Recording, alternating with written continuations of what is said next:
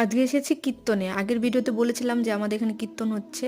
প্রথমে এসে তিলক কেটে নিচ্ছে, দেখতেই পাচ্ছ। আমার অনেক ভালো লাগে তিলক কাটতে। আর ফার্স্টে দেখতে পাচ্ছ গালিও দিচ্ছে রাধে রাধে। তো আর এই যে আমার পুচকু ভাগনাটাও তিলক কেটেছে, কত সুন্দর লাগছে না? আর তারপরে এই যে এখন সামনে গেটের সামনে এগুলো দিয়েছে, কত সুন্দর ঠাকুরগুলো দেখতেই পাচ্ছ। ওই সাইডে অনেকগুলো দিয়েছে কিন্তু আমি সবগুলো ভিডিও করতে পারিনি। তারপর আমরা এখন গানের ভিতর ঢুকে যাবো, ভিতরে ঢুকে একটু গান শুনবো। গান তারপর আমরা একটু দোকান ঘুরবো, কারণ অনেক দোকান এসেছে, সেগুলো তো দেখতে হবে না। তারপরে দেখতেই পাচ্ছ আর গানের ভিতর ঢুকে গেছি।